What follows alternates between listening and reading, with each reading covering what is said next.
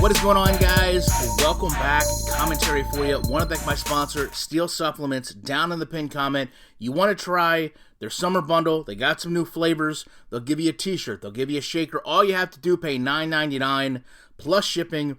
Also, I'm a Weeble preferred influencer. Best promotion they have in the pinned comment. Go click the link, open account. They're going to give you free stock, deposit even $1. They're going to give you more free stock. What you guys have asked for? Modus, Maximum Football, gameplay. We got some clips. I want to talk about them. The first clip here, I'm a little bit concerned because this is, if we're being honest with ourselves, this is shades of Maximum Football in the past, where that route was always open, defender kind of pulled away, pocket really wasn't the greatest, wasn't real easy to read. We've seen this play a couple times with Maximum Football, but going forward to the second play, you also see here a little bit of questioning with the pocket, but we do get a sack. Not traditional pressure, but I do like some of what I'm seeing. The next play here, a little concerned about the cluster of players on the left-hand side. This is also something we saw Maximum Football do a lot of, kind of getting the fade routes a little bit crisper than we're used to seeing. And then we see another play here with a pass deflection. Not a big fan of the players stopping, but again, work in progress, accepted for what it is. And then we have a play here where the quarterback kind of scrambles back, hits a cross over the middle, and the receiver takes it the rest of the way. So, with that said, I like the concept here. Going out, showing us every week gameplay. Best plays of the week, if that's what they want to call them. I know there's a lot of things we can go back, and maybe I will over the weekend, X's and O's, and talk about things that need to be refined. But I do also want to talk about something Maximum Football has been doing with their game in terms of stepping forward, and I don't even want to call them features. If you had followed what they had done, they had talked about how route running was going to change. And they brought this up back in April, and I thought it was interesting the way they approached it. They kind of showed us some routes that had been ran in the field, and they said, this is what we're working on. This is the deviation between what the route was supposed to be and the actual route that got ran. Now, they've taken this a step further, and I do want to offer both a criticism and an appreciation of this. Number one, we are so used to games coming out and saying, okay, this is ProTac. This is ProTac 2.0. It makes me leery of Route Runner Adjustments 1 and that Route Runner Adjustments 0.2. Put everything together at once. Let us play the game, then build off that.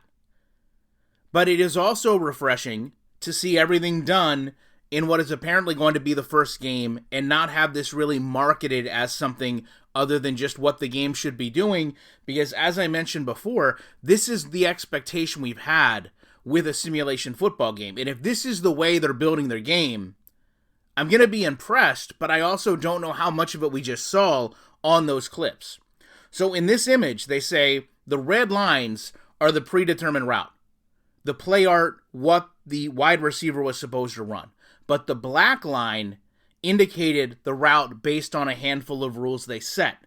And I love the concept that they're coming out and saying, this is logic. We've set boundaries within the game. The players are going to adjust accordingly.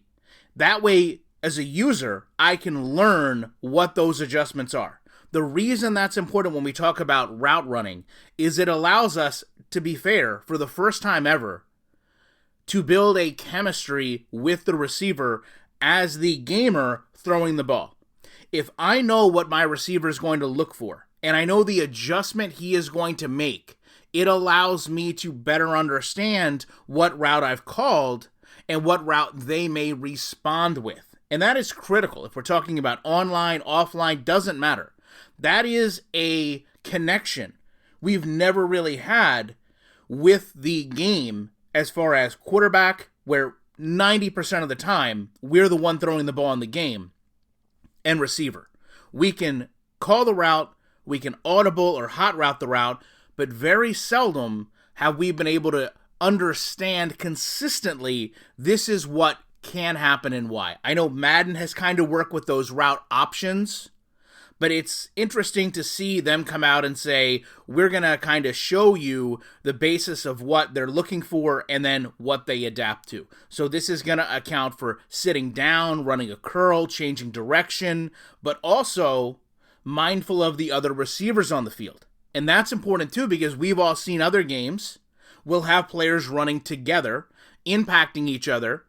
And a lot of times when we talk about Madden, the defenders would not run together because they would be trailing.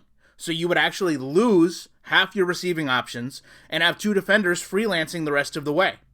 So this is a pretty interesting conversation to have with Maximum in terms of what they're building, more so because we just came off them coming out and saying, hey, listen, what we've been doing with this game is working into AI logic where players know how to clear things. Now receivers know how to modify and branch off routes.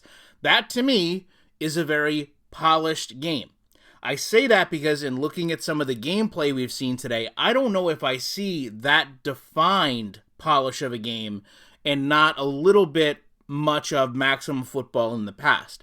I would wager to say, as far as YouTube creators, I've seen, I would think, more than most have when it comes to Maximum Football. I understand the game very well. I was working with David Winter for a long time. Full transparency, I only recently started talking, as in this week, with people at Maximum Football. So I see a lot of the kind of skeleton, if you will, of what Maximum Football was in that gameplay. And I think a lot of people, myself included, were assuming that we were going to get a lot more of an overhaul. Now, as I said, in terms of animation, in terms of movement, there's a lot of things that can be done. But when I go back and I look at the way the offensive line kind of piled up, the way you kind of didn't have those seamless interactions when blitzers came through the line, those are things, having played a lot of Maximum Football, I grew to worry about. Because Maximum Football did some great things. I mean, there were strip sacks in their game that aren't in really any other game.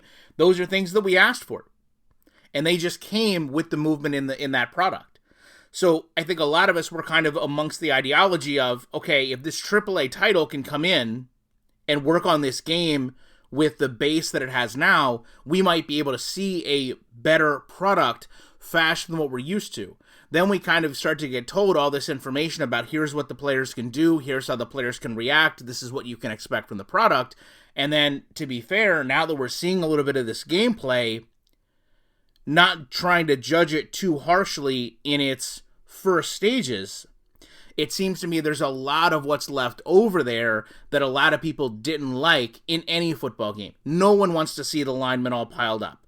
No one wants to see defenders completely lose their footing and have a receiver just walk right past them practically. No one wants to see a defender come out of a pile from nowhere, come back, pressure the quarterback, and get a sack.